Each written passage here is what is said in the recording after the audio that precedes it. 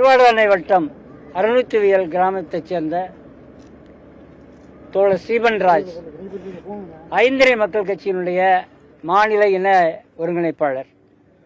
தேவகோட்டையிலே வாழ்ந்து கொண்டிருந்தவர்.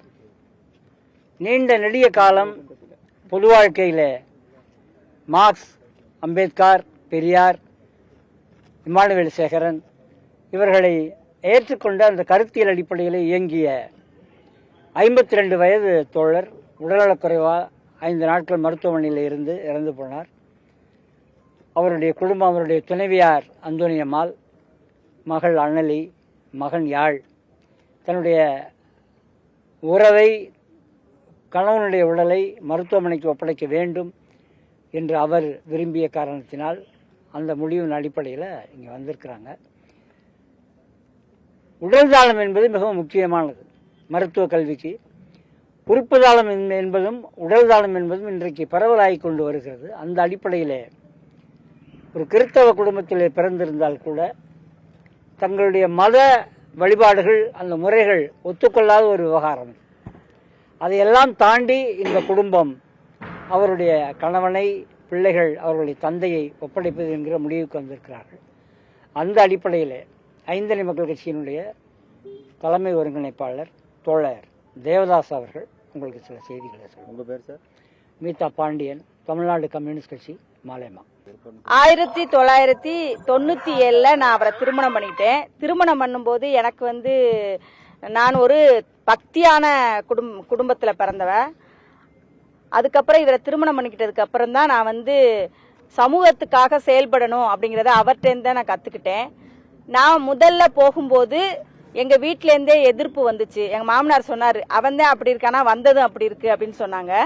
இருந்தாலும் என் கணவர் என்னை திருமணம் செய்வதற்கு முன்பாக 4-5 முறைகள் நான் வேலை செய்த இடத்துல என்னை பார்த்து, என்னோட நிலைமை இதுதான், குடும்பத்தில் 1000 சொல்லுவாங்க, நான் அப்படி இல்லை, என்ன நீங்க திருமணம் பண்ணி கொள்ளாதீர்கள், நான் சமூகத்துக்காக உழைக்கக்கூடியவன், என்னை திருமணம் செய்து கொண்டால் நீ வசதியான வாழ்க்கையை வாழ முடியாது அப்படின்னு என்கிட்ட நிறைய வற்புறுத்தினாங்க. இருந்தாலும் நான் அவரை வற்புறுத்தி நானே திருமணம் செய்து கொண்டேன். அதுக்கப்புறம் நான் பொருளாதார ரீதியா மட்டும்தான் கஷ்டப்பட்டேனே ஒழிய வேற எந்த வழியிலையும் நான் கஷ்டப்படல. மாறாக நிறைய தோழர்களை சந்திக்கிறது, இந்த உறவு முறையை பின்பற்றக்கூடிய அந்த அமைப்பை விட இந்த தோழர்கள் அமைப்பு எனக்கு பிடிச்சிருந்துச்சு. அதனால நானும் என்னோட கணவர் என்ன பணிகள் எல்லாம் செய்கிறாரோ அதுக்கு எல்லாத்துக்கும் நான் ஒத்துழைப்பு கொடுத்தேன். இடையில எங்க பிள்ளைகளையும் சமூக அக்கறை உள்ளவர்களாக வளர்க்கணும் அப்படின்னு சொல்லிட்டு வளர்த்துக்கிட்டு இருக்கோம். அவர் கேஷுவலா பேசிட்டு இருக்கும் போதே, டே அம்மாவையும் என்னையும் நான் செத்ததுக்கு அப்புறம் உடல் தானம் பண்ணிரண்டா அப்படின்னு சொல்லிக்கிட்டு இருந்தாரு. அதனால அந்த அடிப்படையில நான் அவரை நாங்க 3 பேருமே சேர்ந்து முடிவெடுத்து நாங்க கொடுக்க வந்திருக்கோம். யாரும் எதிர்ப்பு தெரிவிக்கல, எல்லாத்தையுமே பேசிட்டோம். அவரோட ஆசை, அவரோட பணி தொடரணும். அவரு 15 வயசுல அவங்க அம்மா இறந்துட்டோம்னு திருமணத்துக்கு அப்புறம் எனக்கு சொன்னாங்க. அதுல இருந்து அவர் பணி செய்யறாராம். அப்ப அவரோட பணிதான் நமக்கு முக்கியம். உறவுகள் விட்டு கொடுத்து தான் ஆகணும். எங்க 3 பேருக்கு விட மற்றவங்களுக்கு கொஞ்சம் இருக்கலாம், இருந்தாலும் எங்களுக்கு தானே அது பாதிப்பு அதிகம்.